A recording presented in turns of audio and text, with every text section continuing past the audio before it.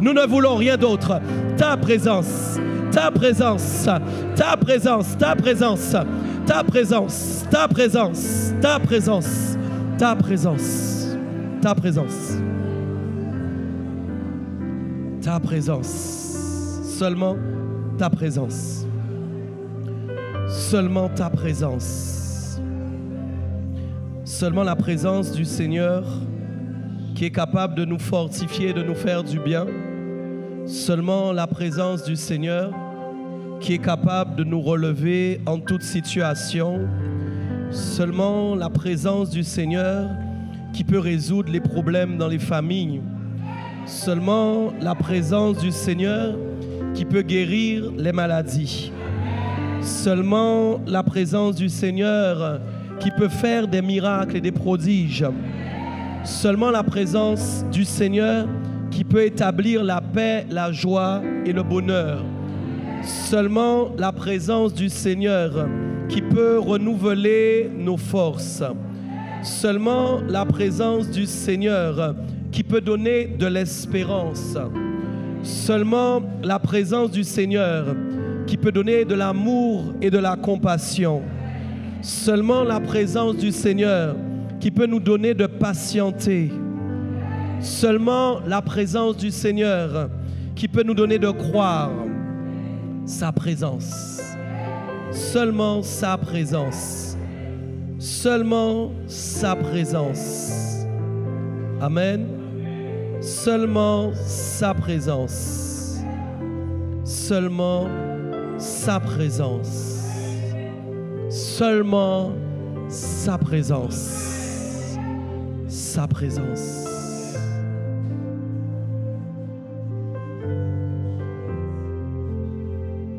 Alléluia. On peut acclamer le Seigneur Jésus. Amen. Acclame le Seigneur Jésus. Acclame le Seigneur Jésus. Acclame Jésus. Acclame Jésus. Acclame Dieu. Acclame Dieu ce matin. De toutes tes forces, donne gloire à Dieu. Donnez gloire à Dieu. C'est lui seul qui mérite l'élévation. C'est lui seul qui mérite la gloire. C'est lui qui mérite la louange, l'adoration. C'est lui qui mérite d'être élevé. Amen. Alléluia. Amen. Amen. Prenez place dans sa présence. Et saluez votre voisin. Encouragez-le. Dites-lui, sois élevé en Christ. Dites-lui ça, sois élevé en Christ. Dans sa seule présence. Amen. Gloire à Dieu pour tout ce qu'il fait. Gloire à Dieu pour sa faveur. Ah bon? C'est toi? Oui. Amen, amen. Alléluia. Gloire à Dieu dans sa présence. Amen. Amen. Est-ce que vous êtes content? Ça ne s'est pas vu encore. Ça ne s'est pas entendu. Est-ce que vous êtes content? Non, c'est pas encore bon. C'est que tu n'es pas encore content. Est-ce que vraiment tu es content? Alors, fais une acclamation pour Dieu. Amen. Alléluia. Amen. Alléluia. Bon, je vous cache pas, on est fatigué, hein? Parce que vraiment, on a travaillé tellement dur pour faire ce premier culte de l'année aujourd'hui. C'était pas facile. Vraiment, ce matin, j'aimerais vraiment qu'on encourage tous les ouvriers qui ont travaillé sur les travaux de l'église. Donnez-leur de la force, vraiment. Pas un petit peu. Donnez-leur vraiment de la force. Donnez-leur de la force. Vraiment, vraiment, encouragez-les, encouragez-les, encouragez-les. Donnez-leur de la force ce matin. Vraiment. Donnez-leur de la force ce matin. Non, encouragez-les, franchement. En 15 jours. Amen. Encouragez les hommes, les femmes qui ont travaillé ici. Donnez-leur la force de l'Éternel. Vraiment. Amen. Alléluia. Amen. Alléluia. Amen. Gloire à Dieu. Amen.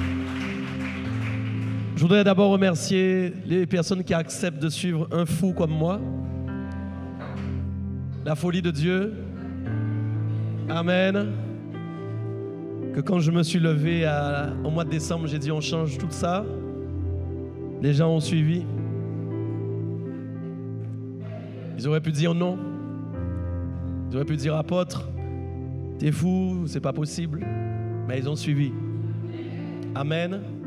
Donc je donne gloire à Dieu pour votre fidélité. Je donne gloire à Dieu pour votre confiance. Parce que vous m'avez fait confiance, mais vous avez fait confiance à Dieu en même temps. Amen. Donc gloire à Dieu pour ça. J'espère que vous vous sentez bien dans ce nouveau cadre qui n'est pas totalement fini. Dieu nous a fait grâce ce matin parce que hier, quand on faisait les répétitions, vous pouvez demander à l'équipe de louange. C'était pas gagné, hein? Parce qu'en fait, comme on a enlevé beaucoup de tissus, tout ça, il y a beaucoup de résonance dans la salle. Et j'avoue que j'étais un peu découragé hier soir. Je dis Seigneur, c'est pas possible, une si belle chose et on va galérer comme ça. J'ai commencé à prier hier soir avant de dormir et j'ai demandé au Seigneur vraiment une chose, c'est d'amener des anges qui sont des ingénieurs du son. J'ai déclaré ça, j'ai dit pendant que nous sommes en train de dormir que des anges viennent du ciel et commencent à mettre une sono surnaturelle. Et je crois que Dieu a fait au-delà de nos espérances. Ça se passe bien, non? Amen. Alléluia. Amen. Il y a le travail formidable des hommes qui sont derrière aussi la sono ce matin pour que ça se passe bien. En fait, c'est très bien. Gloire à Dieu. Donc, comme vous pouvez le voir, on est dans la New Church, la nouvelle saison. Un jour nouveau s'est levé. Un jour nouveau s'est levé. Dis-moi, rien ne sera plus jamais comme avant. C'est une réalité. Dieu nous amène dans une nouvelle dimension. Alors évidemment, tout n'est pas encore fait. On a encore des travaux, des petites choses à faire. Mais sachez déjà que l'essentiel est fait. Je ne vous dirai pas ce qui manque, vous verrez au fur et à mesure. Amen. L'essentiel, c'est la présence de Dieu. Mais vous savez, je veux vraiment vous encourager à croire quelque chose.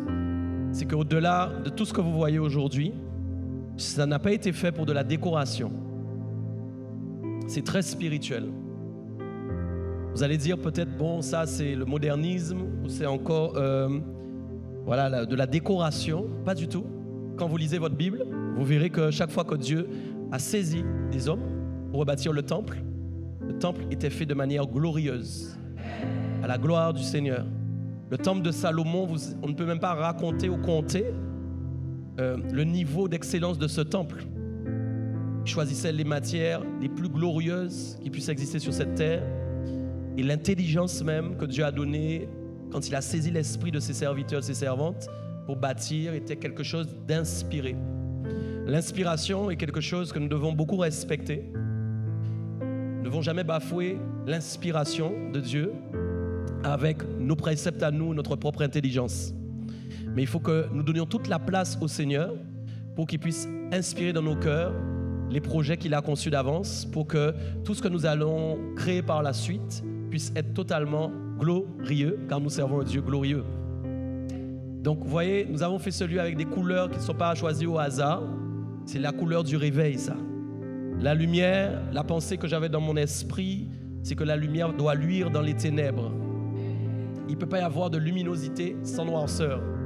Parfois, nous chassons la noirceur, c'est bien, c'est normal, mais en fin de compte, ce n'est pas une question de chasser la noirceur. Vous ne pourrez pas chasser les ténèbres comme ça, les ténèbres sont sur terre. Mais il y a une chose que vous pouvez faire, c'est briller dans les ténèbres. Et ça, c'est la dimension christique. C'est-à-dire que quand nous parlons de Christ, nous parlons d'un homme qui était comme vous, fait d'un corps, qui avait une chair, qui avait une âme, amen, mais qui a brillé dans les ténèbres. Donc j'aimerais déclarer sur vous en ce début d'année, vous allez briller dans les ténèbres. Quel que soit l'endroit où les ténèbres ont décidé de s'installer dans vos vies, que ce soit dans vos maisons, que ce soit dans votre travail, que ce soit, quel que soit l'endroit, je vous dis simplement, ne vous battez pas contre elles. Brillez. Brillez. Parce que lorsque vous allez commencer à briller, le chemin de plusieurs va être éclairé. Plusieurs qui n'avaient pas d'espérance, à travers vous, vont trouver l'espérance. Plusieurs qui n'avaient pas de solution, à travers vous, vont trouver des solutions. Ne laissez pas le diable éteindre votre luminosité. La Bible nous enseigne, n'éteignez pas l'esprit. Il faut que vous ayez une vie de l'esprit extrêmement puissante dans cette année 2024, mais aussi dans le courant de cette décennie qui est en train de se prononcer maintenant. Vous êtes la lumière du monde, vous êtes le sel de la terre. Si le sel perd de sa saveur, avec quoi on va l'assaisonner? Vous êtes l'assaisonnement de la terre. Vous êtes la lumière du monde pour que les gens trouvent leur chemin. Amen. Donc tout ce que nous avons fait est lié à la vision. Amen. La Guadeloupe est un phare qui brille dans la Caraïbe. Amen. Votre amen n'est pas là. Si vous croyez en votre île, vous devez croire en cette parole. La Guadeloupe est un phare qui brille dans la Caraïbe. La Guadeloupe est un phare qui brille. J'ai vu des gens écrire même des choses extraordinaires là ces jours-ci sur la Guadeloupe. Des gens qui ne sont pas ici. Qui voient qu'en 2024, Dieu va faire une chose incroyable en Guadeloupe. Et nous serons participants. Nous sommes participants. Nous sommes choisis. On a été choisis. Ouais. On n'a pas tout, mais on a été choisis. On a été élus pour ça. On a été appelés pour ça. C'est pourquoi j'ai déclaré sur l'année 2024 que c'est l'année de l'appel. Que quelqu'un dise avec moi, c'est l'année de mon appel. C'est mon appel à briller à l'église et hors de l'église. Amen. C'est mon année cette année. Amen. Je ne passerai pas à côté de mon année. Alléluia. Je ne me ferai pas avoir par la séduction de ce monde. Amen. Je ne me laisserai pas tromper par la tromperie du diable. Amen. Je marcherai avec solidité. Je serai inébranlable. Parce que j'ai été bâti et fondé sur le roc, le rocher des siècles, qu'on appelle Jésus-Christ, la pierre de l'angle. Je suis bâti en Christ. Christ en moi, c'est l'espérance de la gloire. Christ en moi, c'est l'espérance de la gloire. Christ en vous, c'est l'espérance de la gloire. Christ en nous, c'est l'espérance de la gloire. Ce n'est pas une gloire que nous avons bâtie nous-mêmes, mais c'est la gloire de Christ en nous. Amen. Quand notre bouche parle, c'est la gloire de Christ qui se répand. Amen. Notre sein est un fleuve d'eau vive. Amen. Dans lequel les gens peuvent s'abreuver. Je suis la solution de quelqu'un. Amen. Je suis la guérison de quelqu'un. Je suis celui qui peut lever les paralytiques de leur chaise roulante. Je suis celui qui peut amener le bien-être dans la vie de quelqu'un. Je suis celui que Dieu a appelé, que Jésus a appelé. Amen. Acclamez Jésus pour tout ça. Amen.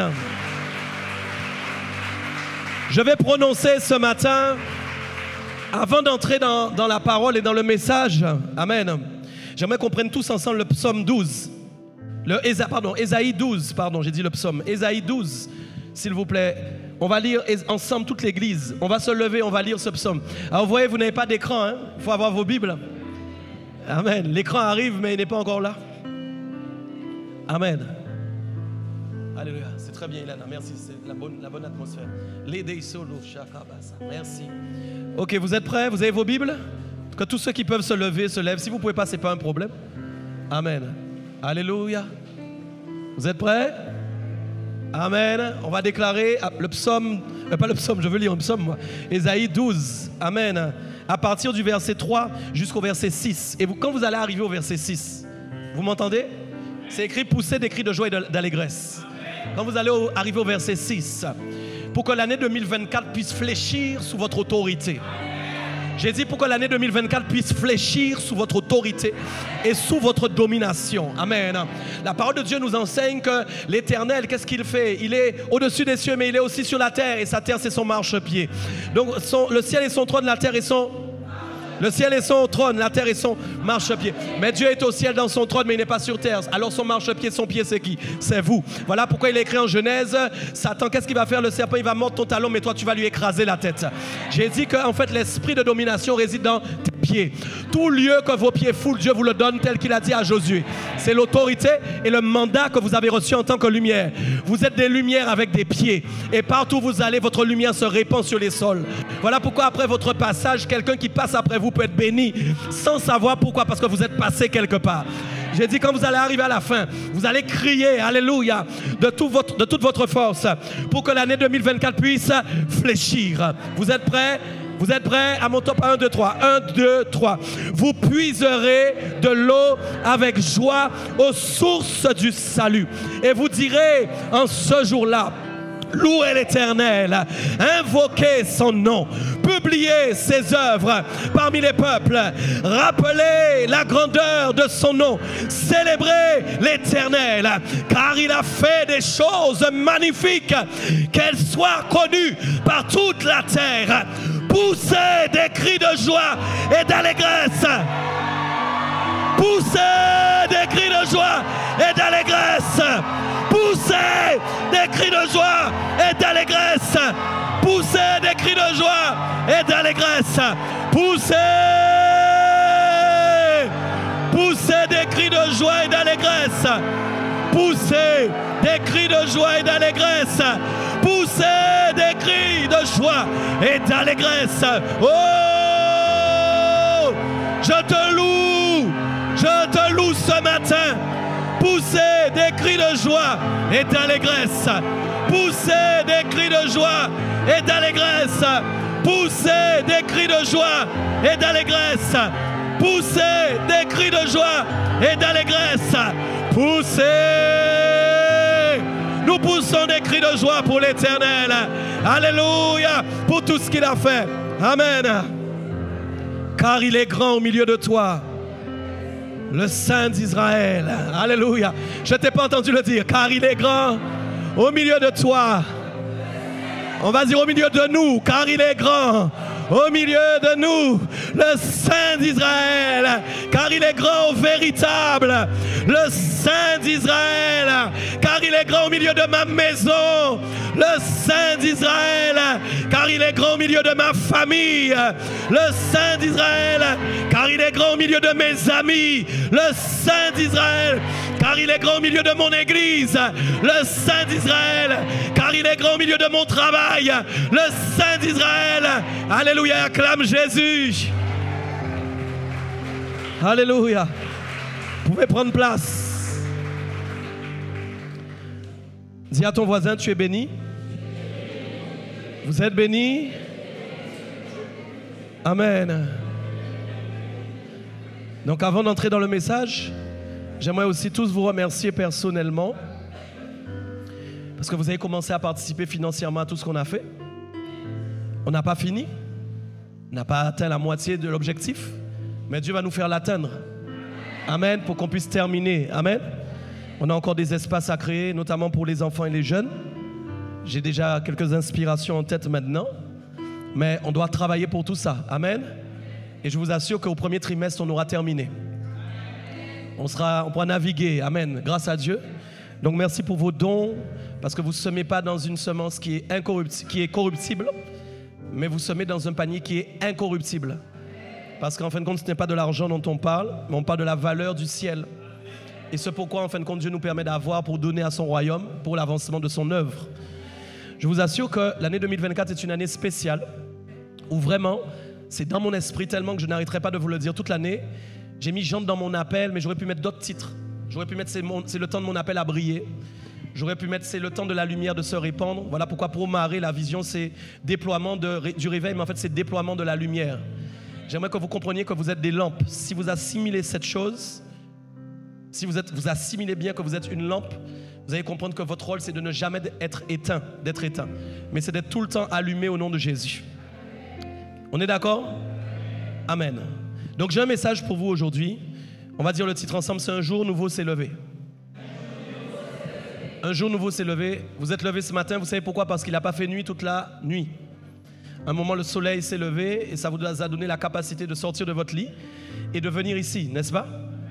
Donc c'est grâce effectivement au jour, amen, que nous pouvons vivre.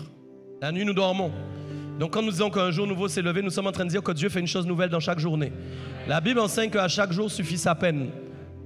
Soyez pas inquiets pour le lendemain. Le lendemain prendra soin de lui-même. Allô? Allô? Bannissez les inquiétudes de votre vie. Faites confiance à Jésus. Quand vous allez vous coucher, priez, demandez à Dieu de prendre le contrôle de toutes les problématiques. Vous servez le Dieu de solution. À chaque jour suffit sa peine, le lendemain prendra soin de lui-même. Ce n'est pas ton soin qui arrivera à faire quelque chose, c'est le lendemain de Dieu. Ce que Dieu a prévu de faire dans ton lendemain. Amen. Donc je vais entrer dans ce message, j'aimerais vous dire pourquoi je vais prêcher aujourd'hui un jour nouveau se lève, parce que je sais que Dieu a établi une chose. Ce n'est pas le temps de l'inauguration. On fera l'inauguration probablement à la fin du mois quand tout sera là. Mais aujourd'hui, je voulais marquer en tout cas ce premier culte de l'année dans ce nouveau lieu, dans cette nouvelle salle, en proclamant qu'un jour nouveau s'est levé pour les églises du véritable. Je ne peux pas déclarer ça pour d'autres personnes. Désolé, aujourd'hui, je vais être un peu égoïste, mais je veux le déclarer pour nous. Est-ce que tu es d'accord avec moi?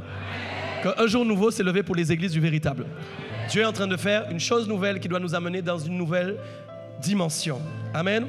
J'aimerais vous parler d'abord dans Proverbe 12, verset 1. Et si vous avez vos Bibles, vous allez pouvoir aller là, Proverbe 12, verset 1.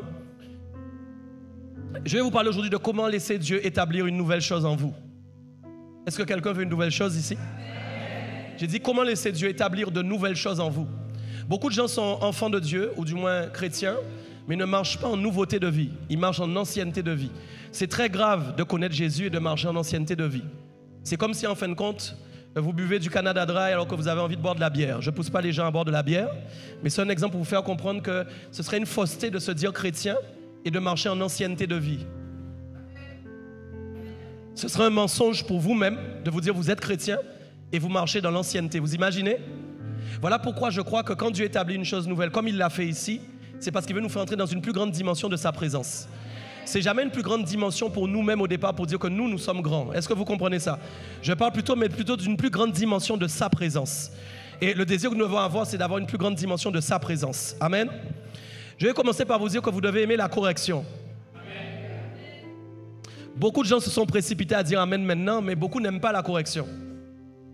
Si vous n'aimez pas la correction, vous ne pouvez pas obtenir certains niveaux de nouveauté. Certaines nouveautés viendront s'établir en vous à partir du fait que vous acceptez la correction de Dieu. Il n'y a personne qui vient en général qui dit j'aime être corrigé. C'est très rare. Mais il faut aimer être corrigé par la parole de Dieu. Il faut aimer être corrigé par le Seigneur. Et je vous assure que la correction, c'est le chemin de la nouveauté. Quand vous vous laissez corriger, beaucoup de choses anciennes vont disparaître. Quand vous n'acceptez pas de vous laisser corriger, vous allez garder certains niveaux d'ancienneté dans vos vies et ça va vous poursuivre même dans votre vie spirituelle. Voilà pourquoi certaines dimensions sont plafonnées. Dis avec moi plafonnées. J'ai dit certaines dimensions de la présence de Dieu sont plafonnées à cause de niveaux d'ancienneté qui persistent en nous parce que nous n'acceptons pas d'être corrigés. Alors c'est pourquoi la correction est une bonne chose. Proverbe 12, 1 dit quoi? Celui qui aime la correction aime la science. Celui qui hait la réprimande est stupide. Bon, vous avez vos Bibles?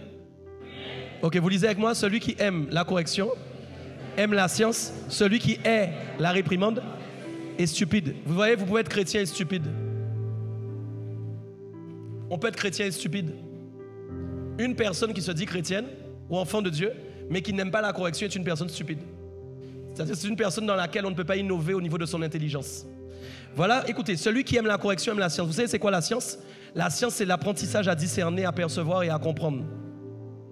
Bon, je vais le redire. Je ne sais pas si vous êtes avec moi. Non. Dis-moi amen que je sache que tu es là. Tu ne vas pas t'endormir. J'ai dit la science et l'apprentissage à discerner, à percevoir et à comprendre. Ce que je suis en train de dire, c'est que quelqu'un qui n'accepte pas la correction n'aura pas de discernement. Quelqu'un qui n'accepte pas la correction n'aura pas la compréhension. Quelqu'un qui n'accepte pas la correction n'aura pas la perception. Voilà pourquoi les gens qui se laissent corriger voient plus loin que ceux qui sont stupides. Les gens qui acceptent la correction comprennent la vision. Les gens qui sont stupides ne comprendront pas la vision. Amen. Est-ce que vous comprenez? C'est comme si je dis à quelqu'un ici, vous voyez les couleurs là, c'est spirituel, ça représente la lumière des ténèbres. Les gens vont dire, ouais mais c'est un spot. Non, mais en fait c'est parce que tu n'acceptes pas d'être corrigé dans ta manière de voir la spiritualité. Si tu acceptes d'être corrigé, tu vas voir que pour Dieu la couleur a une importance. Allez voir dans le royaume, il y a des couleurs. Mes amis, il y a des couleurs. Et la couleur correspond à une saison. En fait, le bleu correspond à une saison, le jaune correspond à une saison. Vous voyez, c'est pourquoi il ne faut pas être stupide. Ne mettez pas de la stupidité sur des choses plutôt ne banalisez pas des choses que Dieu trouve très spirituelles. Pourquoi? Parce que vous n'arrivez pas à comprendre certaines choses. Acceptez d'être corrigé. Vous savez quoi? Si la couleur existe, c'est parce que Dieu l'a créée. Écoutez, le ciel est bleu à cause de la mer. Amen. Mais la mer existe à cause de Dieu. Donc la couleur du ciel existe à cause de Dieu. Comprenez ce que je suis en train de vous dire. Les couleurs ne sont pas arrivées au hasard. Dans le cœur de Dieu, quand il a créé la palette de couleurs, rappelez-vous, quand il a fait alliance, à l'époque, qu'est-ce qu'il a fait? Il a créé un arc-en-ciel. Il a dit que chaque fois que vous allez voir cet arc-en-ciel, souvenez-vous, quelqu'un est avec moi. Il dit, c'est un signe d'alliance. La couleur est aussi un signe d'alliance. Quand je dis je fais alliance dans le jaune, je fais alliance dans la lumière. Vous voyez, vous appelez le jour jour, mais en fait le jour c'est la lumière. La lumière c'est le jour. Amen. Le soleil, il n'est pas noir, il est jaune. Pourquoi? Amen. Parce qu'il doit t'éclairer. Est-ce que vous comprenez bien? Donc quand je mets du jaune, je suis en train de dire je veux éclairer. Amen. Je veux éclairer le monde. Quand je dis je suis entré dans ma saison de luminosité. Amen. Je suis entré dans ma saison d'exposition. Amen. Je suis entré dans ma saison où je vais briller. Amen. Mais je suis aussi entré dans ma saison où je dois vraiment monter au niveau de la sanctification. Monter au niveau de la consécration. Amen. Quand je dis aux filles, mettez le petit foulard jaune. Amen. C'est pour dire bienvenue dans la lumière. Est-ce que vous comprenez? C'est ma saison. Que quelqu'un dise c'est ma saison. C'est ma saison. Amen. C'est ma saison. Donc il faut aimer la correction. Et vous voyez, si on est arrivé à ça, c'est parce qu'on a accepté d'être corrigé. Sinon, vous voyez, le contraire de la correction, c'est la persistance. Quand en fin de compte, vous n'acceptez pas d'être corrigé, vous allez persister dans les mêmes choses. Et il y a une chose qui est claire, c'est que plus on persiste dans les mêmes choses, plus on aura le même résultat. Et donc le même résultat d'une persistance est forcément un résultat ancien. Parce que quand je persiste dans quelque chose, je ne peux pas amener quelque chose de nouveau. Alors que quand j'accepte de changer, là j'ouvre la porte à la nouveauté. J'accepte que Christ puisse amener une nouveauté dans ma vie. Ne soyez pas ancien, soyez nouveau. Ne pensez pas ancien, pensez nouveau. Ne regardez pas dans le passé, regardez dans l'avenir. Ok? Voilà pourquoi la science et l'apprentissage à discerner, à percevoir et à comprendre. Amen. La science fait référence à la capacité de voir. Dites avec moi la vision. Voilà une chose très importante, c'est que quand on accepte d'être corrigé, on augmente notre capacité à voir. C'est-à-dire qu'on n'est pas aveugle. Amen. La vision, c'est ma capacité à voir ce que Dieu veut que je vois. Ok? Et vous avez besoin de voir clairement ce que Dieu veut que vous voyez. Ok, donc la capacité de voir dépend de ma manière d'être corrigé. Chaque fois, en fait, écoutez bien, chaque fois que j'accepte une correction, on enlève une poutre qui m'empêchait de voir une dimension. Chaque correction que j'accepte éloigne un rideau qui m'empêchait de voir ce qui était caché derrière. Ouais. Chaque correction me permet de comprendre quelque chose que je ne pouvais pas comprendre. Vous voyez? Amen. Donc la vision est en fait le chemin à suivre pour bâtir et construire. Quand nous parlons de vision, nous parlons en fin de compte de chemin que Dieu a ouvert pour bâtir et pour construire quelque chose. Nous sommes en construction, amen. Et donc nous avons besoin de voir clairement, amen. La réflexion provient de la correction. Beaucoup de gens ne sont pas corrigés parce qu'ils n'acceptent pas de réfléchir. Amen. Vous devez accepter de vous analyser, de réfléchir. La correction est le corriger de nos tests. Chaque fois que Dieu va vous éprouver, il va vous corriger et il va vous donner la note. Amen. Alléluia. Ne vous endormez pas. Hein. Ça, c'était pour le samedi soir, normalement. Là, c'est dimanche matin. Je sais, vous avez travaillé. Amen. Mais ne vous endormez pas. J'ai dit, le Seigneur va nous corriger. Amen. Et il va corriger nos tests, nos devoirs. Il va mettre une note. Là, réussi. Là, échoué. Ah, pourquoi j'ai échoué à ce niveau-là? Père, qu'est-ce que j'ai pas fait pour réussir? Voilà mon fils, voilà ma fille. La prochaine fois, fais comme ça. Tu repasses le test. Ok, c'est fait. Amen, c'est validé. Et tu dois garder jusqu'à la fin. La correction permet l'évolution. Une église ne peut pas évoluer sans correction. Amen. Alléluia. Ésaïe 43, 19 dit une chose. J'aimerais qu'on le lise aussi. Ésaïe 43, 19. Écoutez ça. Voici, je vais faire une chose nouvelle. Vous n'avez pas mis l'horloge à côté pour moi. Je ne vois pas l'heure. Hein? Il faudra que je regarde ma montre. Donc vous allez me dire.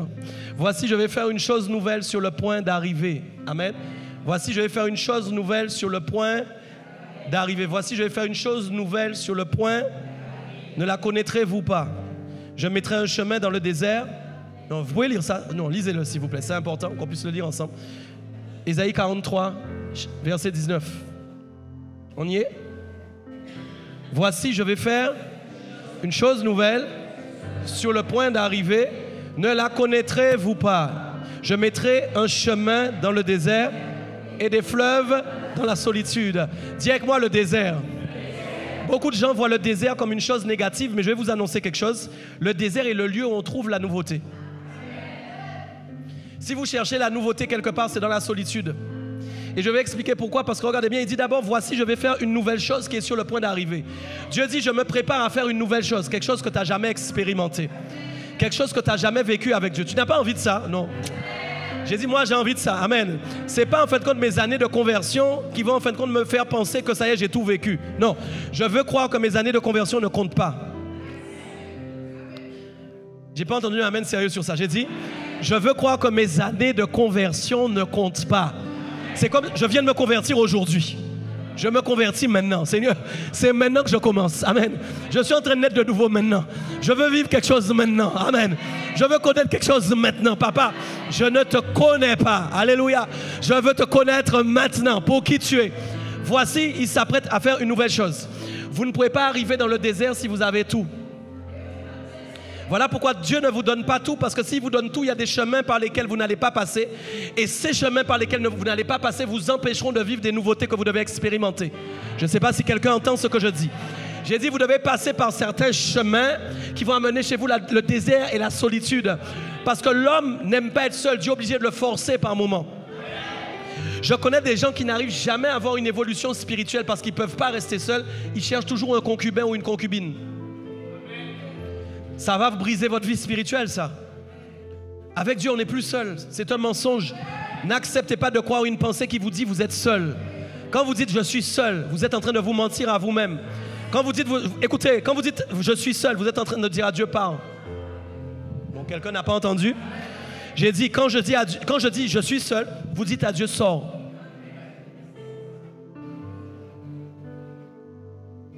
Alors que quand vous dites Seigneur, je sais que tu es avec moi. Dieu reste. Mettez une chaise vide chez vous et dites assieds-toi Seigneur. Dites-lui assieds-toi. Dites-lui prends la place. Assieds-toi, on va discuter. C'est pas parce que tu n'entends pas de réponse qu'il n'a pas répondu. La réponse de Dieu n'est pas forcément une voix audible, mais la réponse de Dieu est une action liée à ce que tu lui as dit. Il a donné une réponse que tu n'as pas entendue, mais tu verras qu'il a répondu dans les faits. Parce que Dieu agira pour démontrer que la réponse existe. Il fera sortir du monde invisible ce qu'il a créé, il le fera arriver maintenant dans le monde visible pour que tu puisses le vivre et l'expérimenter. Voilà pourquoi je crois que la vie spirituelle est une vie parsemée de déserts, de chemins qui vous amènent au désert. Vous ne serez pas tout le temps dans le désert, mais il y aura des moments où vous aurez besoin du désert. Amen. Il fait une nouvelle chose qui est sur le point d'arriver, c'est-à-dire elle n'est pas encore là. Il dit, ne la connaîtrez-vous pas comme une question? Quelqu'un avec moi? Comment mon peuple, tu ne pourrais pas la connaître? Est-ce qu'en fait, quand je veux t'amener dans le désert, tu veux partir et fuir? Parce que tu n'aimes pas être seul. Est-ce qu'en fait, tu ne veux pas être dans ma présence? Et puis, ne la connaîtrez-vous pas? Quand même, mon peuple, vous ne connaîtrez pas cette nouvelle chose que je veux faire? Mon peuple, tu n'as pas envie de la connaître. Jeunes gens, vous n'avez pas envie de la connaître. Jeunes gens qui êtes là, les jeunes, il y en a ici, vous n'avez pas envie de connaître une vie que d'autres jeunes ne pourront jamais connaître parce que vous avez Christ, mais ils la connaîtront parce qu'ils la verront en vous. Jeunes gens, vous n'avez pas envie de connaître une chose nouvelle que Dieu peut faire, qui va au-delà de la musique que le monde peut créer. Jeunes gens, vous n'avez pas envie de vivre quelque chose que Dieu peut vous faire connaître, vous faire créer des morceaux qu'aucun musicien ne peut créer dans le monde. Non, non, jeunes gens, vous n'avez pas répondu. Dieu peut le faire avec vous, jeunes gens. Dieu peut faire une nouvelle chose. Amen. Et voilà ce que j'aime. Il dit en fin de compte que ce que vous devez connaître, c'est dans le désert. Il dit, je vais mettre un chemin dans le désert. Première chose, regardez la deuxième phrase. Et des fleuves dans la solitude. Regardez bien, chemin correspond à fleuve dans le texte. Et désert correspond à solitude dans le texte. Le désert et la solitude sont deux choses qui fonctionnent ensemble. Mais il y a deux aspects en fin de compte qui sont expliqués dans le texte. On est ensemble? Je vais aller plus tranquille. Je dis... Désert et solitude fonctionnent ensemble. Amen. Quand je dis désert, je pense forcément solitude. Ok? Mais il dit une chose, première chose, quand il emploie le mot désert, il dit d'abord je vais mettre un chemin. Amen. Donc le désert et la solitude font référence à un lieu où nous pouvons trouver la présence de Dieu ou encore notre destinée. Je ne sais pas si quelqu'un comprend. J'ai dit le désert est un lieu où je peux trouver le chemin de ma destinée. Voilà pourquoi quand vous n'acceptez pas d'être seul dans la présence de Dieu, il y a certains chemins que vous ne trouverez pas.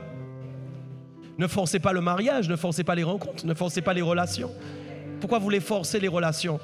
Pourquoi c'est vrai, je ne dis pas que c'est facile d'être seul. Mais ce que je dis, c'est que si vous n'acceptez pas un moment cette solitude, vous n'allez pas trouver les dimensions de la présence de Dieu qui vont vous amener à vivre autre chose. Je connais des gens qui forcent les rencontres.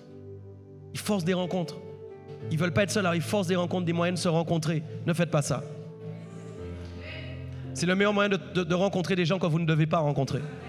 C'est le meilleur moyen de vous connecter, sortir du désert, penser que vous allez mieux, mais être entouré. Vous n'êtes pas dans le désert, mais vous êtes entouré des gens qui ne doivent pas vous entourer. Des gens qui vont vous amener à la mort. Des gens qui vont vous détruire. Des gens qui vont vous trahir. Quelqu'un me comprend bien dans ce que je suis en train de dire? J'ai une nouvelle pour vous. Le désert ne vous trahira pas. La solitude ne vous trahira pas. La solitude ne vous amènera pas de déception. La solitude ne va pas vous frustrer. Quelqu'un avec moi? Je n'ai pas dit on est amené à avoir une vie de solitude tout le temps. Non. Mais ce que je suis en train de dire, c'est qu'il faut ces moments-là. Écoutez, c'est pas tout. Donc le désert amène le chemin. La solitude amène les fleuves. Mes amis, ça c'est fort. C'est-à-dire, en fin de compte, des fois vous dites à Dieu, je ne trouve pas le chemin. Dieu dit, mais en fait, va dans ta chambre, ferme la porte. Couche-toi par terre, tu ne le fais pas. Et tu veux trouver le chemin. Tu vas voir, pasteur, je ne comprends pas ma vie, je veux trouver le chemin. Il faut que le pasteur te dise, mon frère, entre dans ta chambre, ferme la porte, mets-toi à terre. Et jusqu'à ce que tu aies une réponse de Dieu, continue d'être couché. Il faut que ton ventre ait mal, il faut que tes genoux aient mal, il faut que ton corps sente la souffrance. Il faut que tu sentes en fin de compte que tu cherches Dieu, cherchez Dieu. Invoquez-le tandis qu'il est prêt. Amen. Il n'est pas loin, il est tout près de toi. Invoquez-le. L'invocation est plus forte que la prière. L'invocation, c'est ce qui fait apparaître les esprits dans le monde de la sorcellerie. Nous ne sommes pas des sorciers, mais quand nous invoquons la présence de Dieu, oh mes amis, quelqu'un n'est pas avec moi? J'ai dit, je dois l'invoquer tandis qu'il est prêt, il n'est pas loin. Le Saint-Esprit a été donné. Il est plus près que nous que hier. Il est plus près que nous que Moïse même a vécu. Vous savez ça? Il est en nous. Quand Moïse a vu les gens prophétiser, il a dit pourvu que tous prophétisent, pourvu que tous soient remplis de la présence de Dieu pour invoquer, amen, la présence de Dieu. Quand tu es par terre dans la solitude et que tu invoques la présence de Dieu, Dieu va se manifester. Dieu va se manifester. Et la façon dont il se manifeste dans les déserts, c'est avec l'eau. Des fleuves d'eau vive couleront de ton sein. L'eau vive va sortir de toi. L'esprit est un esprit qui est comparé à l'eau vive. Et l'eau, c'est la vie. Vous cherchez à vivre, c'est dans le désert, vous allez trouver la vie. Les gens vont dire, mais dans le désert, on trouve la mort. Mais non, mais dans le désert, on trouve le miracle. Dans le désert, on trouve l'eau surnaturelle. Dans le désert, on trouve quelque chose que l'homme ne peut pas créer. Ce n'est pas un verset sur l'application La Bible que tu vas trouver. Tu vas trouver l'eau vive. Tu comprends ça, l'eau vive? L'eau qui donne la vie. Ceux qui passent par le désert sont éprouvés, mais ils sont aussi corrigés. Ceux qui acceptent de passer par le désert, j'ai dit, ils sont éprouvés, mais en même temps, ils sont corrigés. Vous savez pourquoi? Quand vous êtes éprouvé, votre chair se tait. À un moment, votre chair n'a plus le contrôle. Et vous êtes déstabilisé. Et si vous ne cherchez pas Dieu, vous n'allez pas trouver de solution. Est-ce qu'on est d'accord? Essayez d'imaginer des fois, vous dites, mais j'ai dit à l'église de prier pour moi, ça ne s'est pas arrangé. J'ai dit à l'apôtre de prier pour moi, ça ne s'est pas arrangé. J'ai dit aux gens de prier pour moi, ça ne s'est pas arrangé. Peut-être que Dieu vous laisse simplement que tu restes dans le désert à attendre sa présence. Et que tu acceptes la correction que le Seigneur veut te donner. Amen. J'ai dit donc ceux qui passent par le désert sont éprouvés, mais ils sont aussi corrigés. Quand je commence à être éprouvé, que je suis fatigué, là, la chair ne peut plus parler. Là, c'est l'esprit qui a besoin d'entendre quelque chose. L'esprit a besoin d'entendre une parole. Vous comprenez, la chair, là, c'est fini. Je ne peux plus. Je souffle. C'est dur. C'est compliqué. Je n'ai qu'une solution. Le chercher. Et l'attendre. La correction existe dans le désert, c'est le seul, écoutez bien, c'est le seul à seul. Le désert, c'est le seul à seul, mais c'est aussi le seul à seul avec Dieu. C'est aussi le seul à seul avec nous-mêmes. On a mis de côté la vie de prière et l'humiliation où on s'enferme réellement, on reste 1 heure à attendre la présence. On n'a rien entendu, on se relève et vous savez quoi? On ne dit pas à Dieu, ouais, je suis resté 1 heure, tu n'as rien dit. Vous savez ce qu'on lui dit? Je reviens. Je vais prendre des forces. Éternel, je reviens. On passe encore 1 heure. Il n'est pas venu. On ne lui dit pas, ça fait 2 heures. Non, attends. Je prends un peu de force. Je bois un peu d'eau. Je reviens. Je reviens. Tu ne me laisseras pas comme ça. Je reviens apprendre ce que je dois apprendre. Donc vous voyez, c'est la preuve en fait que l'homme a besoin d'un chemin et de plusieurs fleuves pour marcher dans la nouveauté. L'homme a besoin d'un chemin, j'ai dit, et de plusieurs fleuves pour marcher dans la nouveauté. Il n'est pas écrit un fleuve, mais des fleuves. Donc regardez bien, le chemin en fin de compte, c'est celui qui va vous amener en fin de compte vers l'objectif, votre destinée, la vision, là où Dieu veut vous conduire. Mais les fleuves d'eau vive, vous savez c'est quoi les fleuves d'eau vive? Ce sont les étapes où vous arrêtez pour boire. Parce qu'à un moment vous êtes essoufflé. Amen. Dieu est en train de construire mais il corrige en même temps. Amen. Et quand il corrige la jambe droite, amen, tu boites un peu et tu es plus sur la jambe gauche. Et tu continues parce que Dieu est en train de la corriger. À un moment tu es fatigué, tu arrives à un premier fleuve. Dieu donne de l'eau vive. Amen. Et commence à donner vie à la jambe qui boite. Amen. Pourquoi? Parce que tu acceptes la correction. La vie ne vient pas là où on n'accepte pas d'être corrigé. Quelqu'un m'entend? La vie vient là où on accepte la correction. Je ne sais pas si tout le monde est avec moi. J'ai dit la vie vient, elle entre en nous là où on accepte la correction. Et Dieu est un gentleman, il ne force pas à entrer. Hein?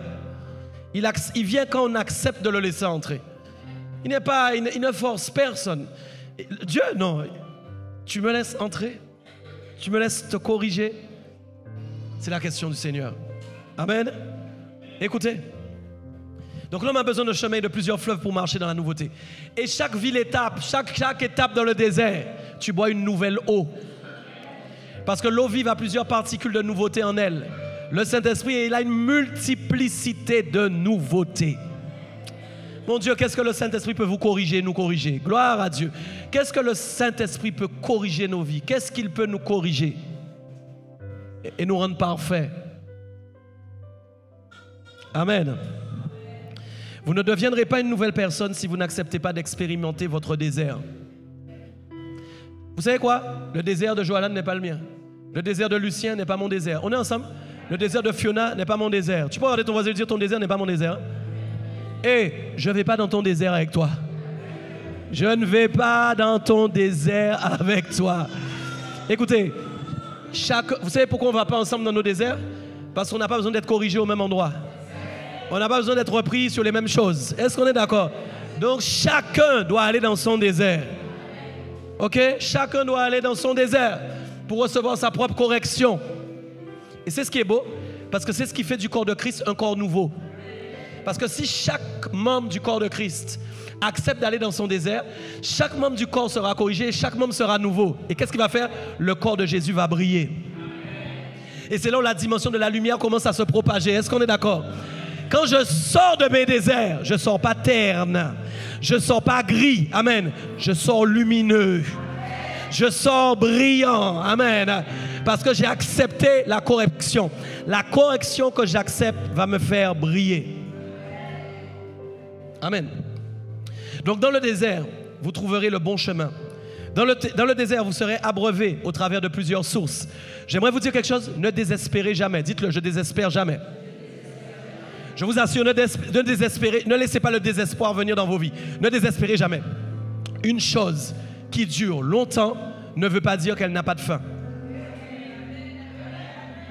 J'ai dit une chose qui dure longtemps ne veut pas dire qu'elle n'a pas de fin.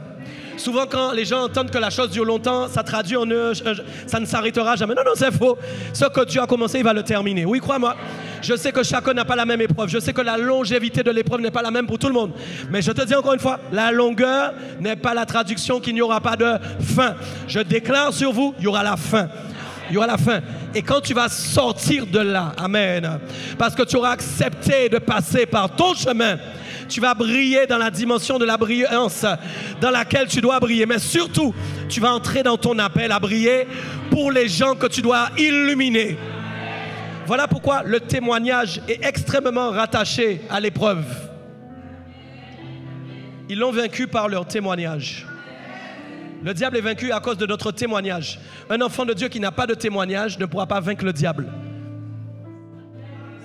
Acceptez votre histoire. Acceptez vos chemins. Acceptez d'être des témoins de la lumière. Les témoins de la lumière. Vous imaginez quand vous dites, je sais que l'épreuve par laquelle je passe, c'est mon désert, mais il y aura une fin. Amen. Quand vous allez sortir, le témoignage que vous allez amener pour les gens qui sont dans la même épreuve. Non, s'il vous plaît. Le témoignage que vous allez amener, s'il vous plaît. Moi, mon témoignage, quand je vais le compter à des gens qui ont des épreuves, des leaders qui ont des épreuves, comment ils vont recevoir au nom puissant de leur vie? Ils vont recevoir parce que j'ai accepté ma correction. Amen. Est-ce que tu comprends? Tu dois accepter aussi ta correction parce qu'il y a quelqu'un qui a besoin de ta correction. Quelqu'un n'a pas entendu. Tu as besoin d'être corrigé pour toi-même d'abord, mais après ce sera pour corriger quelqu'un qui a besoin de la même correction. Voilà pourquoi derrière la correction se cache l'encouragement. La correction dans la chair, dans le monde n'est pas une bonne chose. La correction dans les affaires de Dieu est une chose extraordinaire. Ça n'a rien à voir avec la correction des hommes. Ça n'a rien à voir. La dimension du perfectionnement se cache derrière la correction divine. Je suis saint, mais pas saint seulement. Je suis appelé à être perfectionné. Mon perfectionnement, c'est quelque chose de glorieux. On doit avoir mon perfectionnement. Amen. On doit avoir le perfectionnement des saints. Une chose que je vous dis, vous voulez entrer, n'entrez pas avec votre passé. N'entrez pas avec votre passé. Donc le chemin fait référence à la direction, alors que la source fait référence à l'emplacement. Entendez ce que je vous dis, c'est très important. J'ai dit le chemin fait référence à la direction, alors que la source fait référence à l'emplacement. Le chemin n'est pas un emplacement. Le chemin, c'est une route qu'on suit. Mais après, on s'arrête à des emplacements précis, là où il y a de l'eau. Voilà pourquoi on ne boit pas n'importe quelle eau. On ne boit pas l'eau de tout le monde. Il ne faut pas boire l'eau de tout le monde. Il y a des gens, ils ont des eaux, mais elles n'ont pas été traitées par l'esprit. Elles ont été traitées pour être fausses.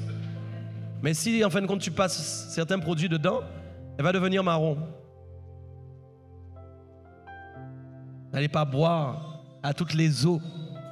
Il faut boire l'eau de l'esprit. C'est le vin nouveau. Il faut boire l'eau de l'esprit. J'ai dit l'eau, il faut boire l'eau de l'esprit. C'est cette eau-là qu'on boit. Des gens qui parlent comme l'esprit dit de parler, vous pouvez boire. Des gens qui vous instruisent comme l'esprit dit d'instruire, vous pouvez boire. Mais ne buvez pas toutes les eaux. Il y a des gens, ils ont des eaux très néfastes. Amen. Je n'ai pas encore fini. Ésaïe 65, 17. Écoutez bien ça. Très important. Car je vais créer de nouveaux cieux et une nouvelle. Ésaïe 65, 17. C'est très précieux. Car je vais créer de nouveaux cieux et une nouvelle terre. On ne se rappellera plus les choses passées. Elles ne reviendront. Non, j'aimerais qu'on le lise vraiment ensemble. Car je vais créer de nouveaux cieux et une nouvelle terre. On ne se rappellera plus les choses passées. Elles ne reviendront plus. Quelque chose d'important, regardez bien.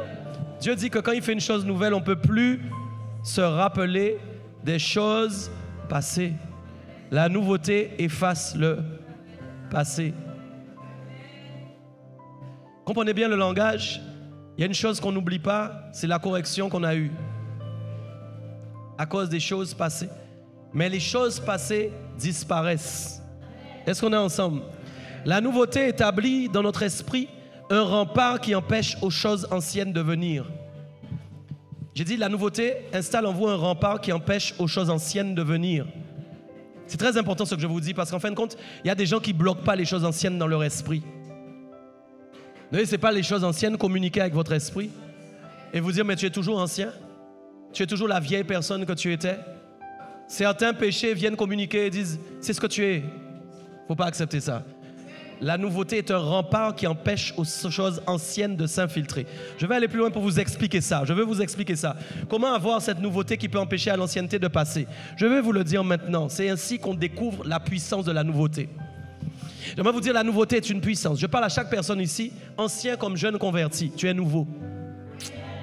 On vient d'aller te chercher à la concession. Ah, tu n'as pas compris. Tu brilles, amen. On vient de te récupérer à la concession. Tu es neuf. Tu es neuf. Tu es neuf. Ce n'est pas une vieille voiture là, qui était dans une grange depuis 50 ans qu'on essaye de retaper. Non, non, non. Tu es nouveau. Vous devez le déclarer. Dis ça sur toi-même. Je suis nouveau. Il faut déclarer ça. Je suis nouveau. Hein? 2 Corinthiens 5, 17 à 18. C'est là où c'est fort. Mes amis, gloire à Dieu. Amen. Si quelqu'un est en Christ, il a une nouvelle. Si quelqu'un est en Christ. Alors maintenant, je vais vous parler de la concession. La concession, ce n'est pas une marque que vous connaissez, c'est en Christ. Et vous voyez, en fin de compte, cette concession-là, quand tu passes devant, vous êtes tous dedans. Et quand les gens passent devant cette concession-là, ils disent « Waouh, punaise, on veut être comme, on veut ça. On veut ça. » Amen. Il faut leur expliquer comment avoir ça. Amen. Gloire à Dieu, c'est pas que l'argent. Je ne sais pas si quelqu'un est en train de me suivre dans ce que je dis. J'ai dit la concession, c'est en Christ. Ah, c'est ni peu qui finit par une marque, là, ni heureux qui finit par une autre marque. Vous connaissez, ni da qui finit par, quelqu'un avec moi, ni sco qui finit par, non, c'est concession en Christ. Je dois comprendre où est la concession, amen, et quel est le nom de la concession. C'est écrit en Christ, amen.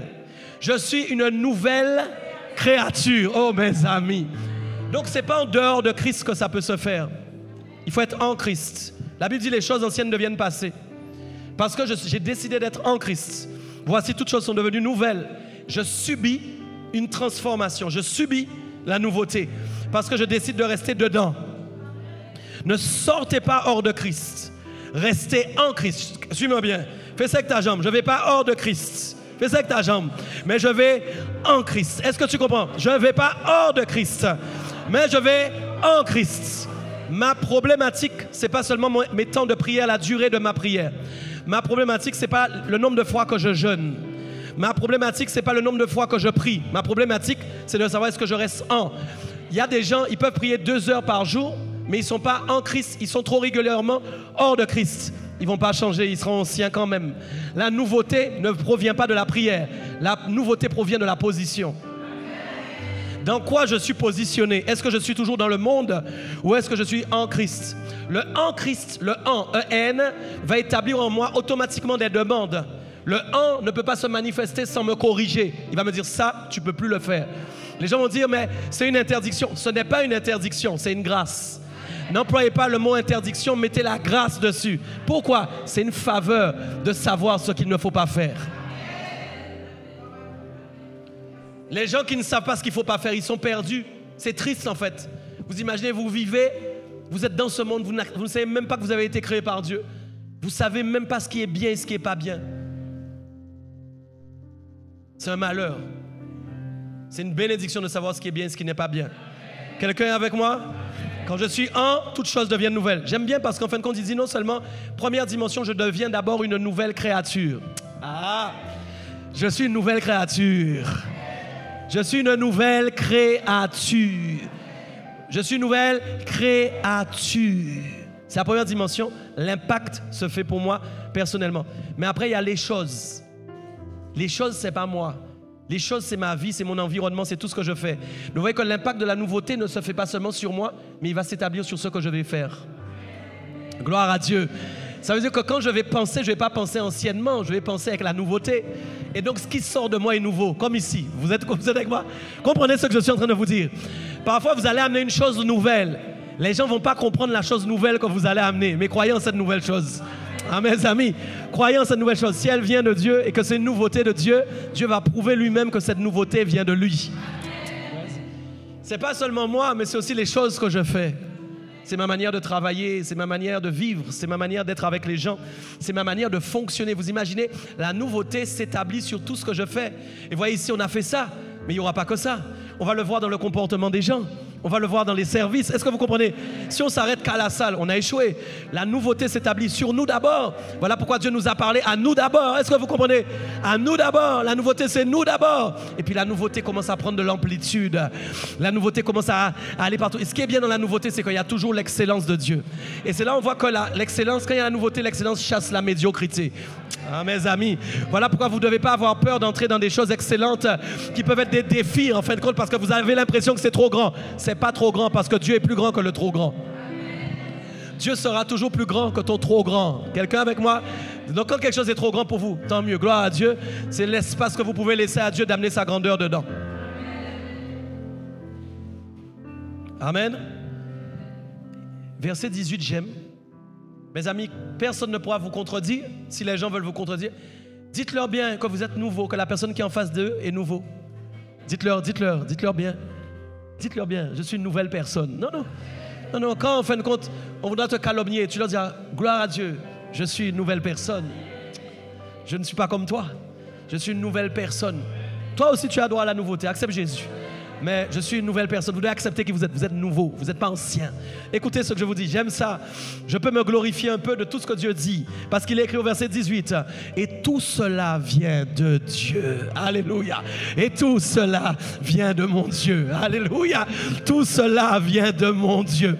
Tout cela vient de mon Dieu. Ça ne vient pas de moi-même. Ça ne vient pas de mon envie. Quelqu'un est avec moi ou pas?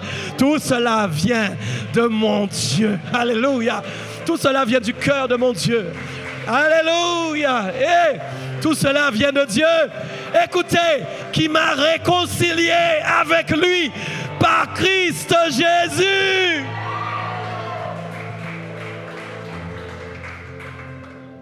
La puissance de la nouveauté provient d'un acte. Oh mes amis, quand les gens viennent et puis qu'ils achètent une nouvelle voiture, comment ils sont fiers de la montrer. Ils disent, regarde, wow, regarde la couleur, regarde les jantes, regarde l'intérieur. Ils sont contents, ils sont fiers. Amen. Qu'est-ce qu'une voiture? Pas grand-chose. Ça décote dès que ça sort du garage. Mais toi, quand tu sors de ton garage, tu décotes jamais. C'est la différence. Toi, tu prends de la valeur. Parce que c'est à cause de ton Dieu. Et j'aimerais vous expliquer que la nouveauté est une puissance. C'est un pouvoir qui provient de la lumière. Parce que la lumière nous a donné le pouvoir de devenir des enfants de Dieu. Gloire à Dieu. C'est un pouvoir. Vous avez un pouvoir comme les super-héros. Vous avez un pouvoir de transformation comme les super-héros. Oui, oui, vous êtes des super-héros du ciel. Oui, tu as rêvé d'être un super-héros. Eh bien, tu en es un maintenant. Tu as un pouvoir. Et j'aime ce qui est écrit. Ça ne vient pas de nous. Ça vient de Dieu à cause de la réconciliation. J'arrive avec vous sur un sujet très important pour finir le message. Je vais vous expliquer. Vous ne persévérerez pas dans la nouveauté si vous êtes souvent fâché avec des gens.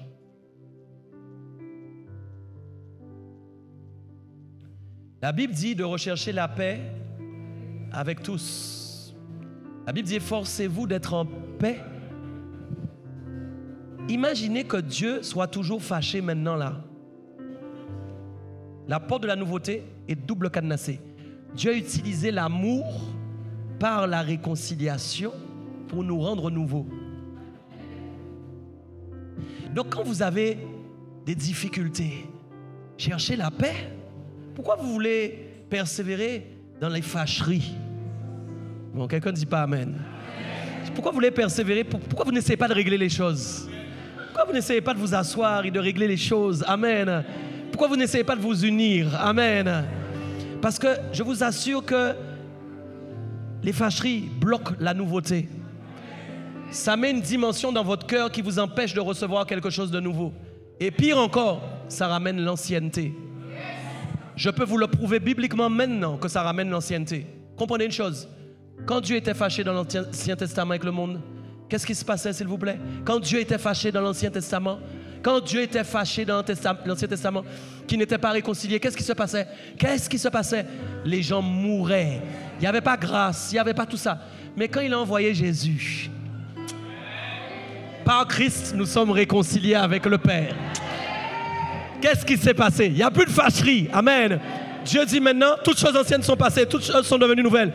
Où est-ce que ça a été dit dans l'Ancien Testament? Ben non, c'est écrit nulle part.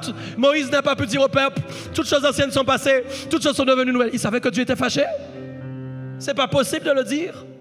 Mais maintenant, voilà pourquoi je dis que les choses anciennes s'accordent avec les problèmes. Regardez bien, Je veux juste finir sur ça. En Christ, pour moi, c'est égal à l'intérieur de Christ. En Christ, c'est égal à l'intérieur. Seigneur Jésus, je suis désolé, je suis vraiment désolé, mais je vais être obligé de prendre un scalpel spirituel, de t'ouvrir Jésus et de venir m'asseoir en toi. Et Jésus, il ne dira pas non. Jésus, il ne dira pas non. Jésus ne dira pas non. Tu sais pourquoi Jésus dira, viens t'asseoir mon fils. Viens t'asseoir ma fille. Parce que les entrailles de Christ, ce n'est pas la chair et le sang, ce n'est plus. Les entrailles de Christ, c'est une dimension spirituelle. Il est comme le dernier Adam, c'est un esprit vivifiant. Oh mes amis, s'il vous plaît, vous n'allez pas trouver un intestin ou un foie. Non, vous allez trouver des choses spirituelles. Quand vous allez vous asseoir en Christ, vous allez trouver des choses spirituelles qui vont remplir votre être entier, qui vont vous recouvrir de la tête jusqu'aux pieds. Acceptez de vous asseoir en Christ. Il faut être à l'intérieur de Christ, c'est-à-dire dans son esprit. C'est dans son esprit qu'il faut s'asseoir. L'esprit de Christ vit dans mon esprit et conduit mon esprit. J'ai dit l'esprit de Christ vit dans mon esprit et conduit mon esprit. Je ne me laisse plus guider par mes idées, mais je suis guidé par des idées renouvelées par Christ qui habite en moi. Je ne me laisse plus guider par mes idées, mais je suis guidé par des idées renouvelées par Christ qui habite. La louange peut se préparer. Les choses deviennent nouvelles à cause de la réconciliation. Est-ce qu'on est d'accord? Tant que nous sommes en désaccord avec Christ, nous demeurons anciens. L'ancienneté est rattachée au désaccord. Mais quand nous nous mettons d'accord, amen, la nouveauté arrive. Vous n'avez jamais remarqué quelque chose? Écoutez, n'ayez pas peur des problèmes. Je vous dis quelque chose. Moi maintenant, ce n'est pas expérience. En fin de compte, quand vous avez un problème avec quelqu'un, c'est la plus belle opportunité de partir sur une chose nouvelle. Or, le diable va préférer vous faire croire que ce n'est pas possible et qu'au contraire, il vaut mieux détruire et arrêter. Il y a des relations qu'il faut arrêter. Ce n'est pas mon thème du jour. Mais ce que je suis en train de vous dire, c'est que nous sommes ensemble le corps de Christ. Et si jamais il y a des difficultés à un moment, dites-vous que c'est le meilleur moyen de démarrer sur une chose nouvelle. Vous savez pourquoi? Parce que si les deux parties se mettent d'accord, bon, vous n'êtes plus là. J'ai dit si les deux parties se mettent d'accord, il y a quelque chose de nouveau qui va naître de ce nouvel accord. Vous savez pourquoi? Parce que c'est un nouvel accord. Le nouvel accord se fait sur base de changement. Un parti dit je vais changer ça, l'autre parti dit je vais changer ça. Allô? Bon, vous n'êtes plus là. Vous suivez ce qui se passe, vous ne m'écoutez pas. J'ai dit un nouvel accord, un nouvel accord. Donc quand il y a un nouvel accord, qu'est-ce qui se passe? Il y a une nouveauté. Donc n'ayez pas peur de l'adversité. N'ayez pas peur d'être confronté à des soucis. Qui est-ce qui vit dans ce monde sans soucis? Mais non. Les amis, on n'accepte pas les soucis, mais il y en a toujours à régler. Amen. Je vous dis juste une dernière chose pour finir. Amen. Vous l'avez enlevé de mes accords. Vous n'auriez pas dû, vous avez été trop pressé. Écoutez, c'est pourquoi Satan travaille beaucoup sur les désaccords dans l'église, dans les familles, dans l'amitié, car il réveille les anciens comportements. Allô? Bon, je ne sais pas si... Je vois des gens s'endormir, s'il vous plaît. C'est pourquoi Satan travaille beaucoup sur les désaccords dans l'église, dans les familles, dans l'amitié, parce qu'il réveille les anciens comportements. Vous n'avez jamais remarqué que quand on a des problèmes, c'est là que les mauvais comportements veulent sortir? Vous n'avez jamais remarqué? Vous êtes bien là, spirituel et tout, mais quand l'adversité, ça commence à être... Ça commence à... Il y a un truc qui commence à... Vous voyez ça? Mais c'est la vérité, les amis. En fin de compte, Dieu voudra alléger le désaccord alors que Satan voudra l'alourdir. Alors que Dieu cherche à alléger ça, Dieu cherche à alléger ça, Satan va essayer de l'alourdir. Parce que Satan se dit, s'il reste en désaccord, il n'y aura rien de nouveau. On va pouvoir bâtir dans de l'ancien. La rancœur, le non-pardon. Amen, allô? C'est là, on va bâtir sur ça. Satan dit, on va bâtir sur ça. Mais quand maintenant les accords disent, non, nous on est quand même des chrétiens, on est des enfants de Dieu. On ne peut pas rester comme ça. Non. On doit trouver l'accord. Amen. Alors il y a une nouvelle chose qui arrive. Amen. Et si c'est fait avec des cœurs sincères, la nouveauté va se manifester avec grandeur.